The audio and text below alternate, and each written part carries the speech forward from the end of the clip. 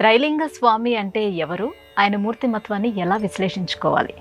త్రైలింగ స్వామిని కాశీలో నడిచే శివుడు. ఆయన లీలలు అద్భుతాలు అనేకాలు. 1607వ సంవత్సరంలో నృసింహధరుడు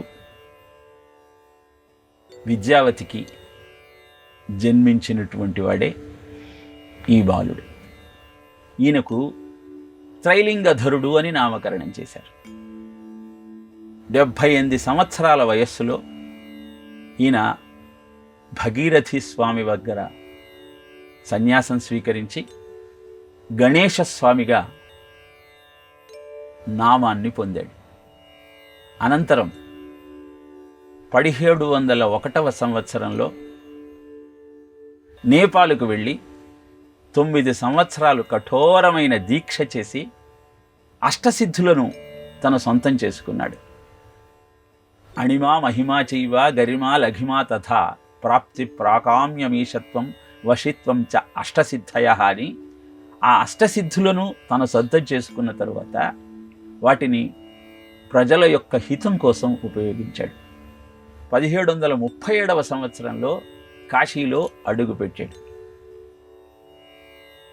పాము కాటుకు గురి అయి మరణించిన తన కుమారుణ్ణి భుజాన వేసుకుని భోరున వేడుస్తున్నటువంటి తల్లి యొక్క శోకాన్ని చూసి ఆ బాలుడి మృతదేహాన్ని స్పృశించి అతనిని పునరుజ్జీవుణ్ణి చేశాడు తన యోగ విద్యతో, తన తపశ్శక్తితో. అలానే కార్తీక మాసంలో చలికి తట్టుకోలేనటువంటి వృద్ధుడు దేహ త్యాగం చేస్తే నీటిని సంప్రోక్షణ చేసి అతనికి తిరిగి జీవాన్ని అందించాడు. మణుగు కొద్ది ఆహారాన్ని కూడా స్వీకరించేవాడు. ఎన్నో రోజులు ఆహారం లేకుండా ఉండగలిగేవాడు. దిగంబరంగా తిరుగుతున్నటువంటి ఈ సాధువును చూసి ఆనాటి ఆంగ్లేయులు ఎలా అయినా శిక్షించాలని కారాగారంలో బంధిస్తే ఆ కారాగారం అంతా నీటితో నిండిపోయింది. ఈయన ఎక్కడున్నాడో అని వెతికితే బంధించిన తాళాలు అలానే ఉన్నాయి, కానీ ఆయన మాత్రం అక్కడ లేడు.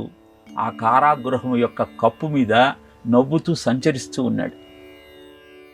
ఇలా ఆయన చూపిన లీలలను అర్థం చేసుకోలేక ఆయన మానవుడనుకున్న వారు ఆశ్చర్యపోతే నడిచే శివుడు ఈ స్వామి అని గుర్తించిన వారు సాష్టాంగ దండ ప్రణామం చేశారు. ఎర్రటి ఎండలో మండుతున్న ఇసుక మీద దిగంబరంగా శయనించేవాడు. ఉద్ధృతంగా ప్రవహిస్తున్న గంగా నదికి ఎదురెళ్ళి ఆ నీటి మీద నడుచుకుంటూ ఒడ్డుకు చేరుతూ ఉండేవాడు. ఒకరోజు నీటి మీద విహరిస్తున్న త్రైలింగ స్వామిని చూచి అక్కడికి వచ్చిన ఒక మహారాజు ఆశ్చర్యంతో ఆయనకు నమస్కరించాడు. ఆ రాజును పిలిచి తనతో పాటు గంగా విహారం చేస్తూ రాజుతో ముచ్చటించటం ప్రారంభించాడు.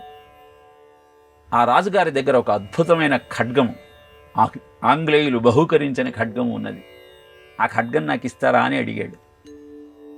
స్వామి అడిగినప్పుడు ఖడ్గాన్ని ఎందుకు ఇవ్వకూడదు?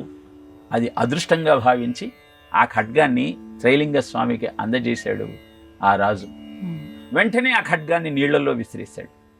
అప్పటిదాకా దేవుడు శివుడు అని కీర్తించిన ఆ మహారాజు అమూల్యమైన వస్తువులను దాచుకోవటం చేతకాని నువ్వు కపట స్వామి అని నిందించాడు.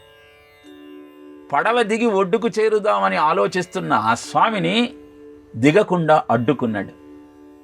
చిరునవ్వు నవ్విన త్రైలింగ స్వామి నీటిలో చేయి పట్టి 2 కత్తులను బయటికి తీసాడు. 2 ఆ రాజుకిచ్చి నీ కత్తి నువ్వు తీసుకొని నీది కాంది బయట పారేయమన్నాడు. 2 ఒకేలాగా ఉన్నాయి. తన కత్తేదో తాను గుర్తించలేకపోయాడు. అప్పుడు చెప్పాడు, నీది కాని దాన్ని గురించి నువ్వు ఎక్కువగా ఆలోచిస్తున్నావు, నీదైన నీ ఆత్మతత్వాన్ని నువ్వు తెలుసుకోలేకపోతున్నావు అని ఆ రాజుగారి కత్తి ఆయనకిచ్చి ఆయన 2వ కత్తిని నీటిలో పడవేసి అక్కడి నుంచి అదృశ్యమయ్యాడు. ఆ తరువాత రాజుగారు ఎంతగా ఆ స్వామిని కీర్తించినా మళ్ళీ కటాక్షించే ప్రయత్నం చేయలేదు. ఇలా ఆయన లీలలు చెప్పుకుంటూ పోతే మనకు ఏ సమయము సరిపోదు. పుష్య శుద్ధ ఏకాదశి నాడు 1607వ సంవత్సరంలో జన్మించిన ఆ స్వామి 280 సంవత్సరాలు జీవించి 1887వ సంవత్సరంలో పుష్యశుద్ధ ఏకాదశి నాడే దేహాన్ని వదిలి శివ సాయుధ్యం చెందాడు. ఇప్పటికీ మనకు బిందుమాధవ దేవాలయం దగ్గరే ఆ త్రైలింగ స్వామి యొక్క విగ్రహము, సమాధి కనపడతాయి. కాశీకి వెళ్ళిన వాళ్ళు అక్కడ ఉన్న దేవతా విగ్రహాలను, ఆలయాలన్నింటినీ చూస్తారు, కానీ అద్భుతమైన ఈ నడిచే శివుడి యొక్క ఆలయాన్ని దర్శించి నమస్కారం చేసుకునే ప్రయత్నం చేయలేకపోతున్నారు. కాబట్టి కాశీకి వెళ్ళినప్పుడు తప్పకుండా ఆ స్వామిని దర్శించి ఆయనను అర్చిస్తే మీ కోరికలన్నీ నెరవేరుతాయి. అద్భుతమైన ఆత్మతత్వంలోని ఆంతర్యం నీకు అవగతమవుతుంది.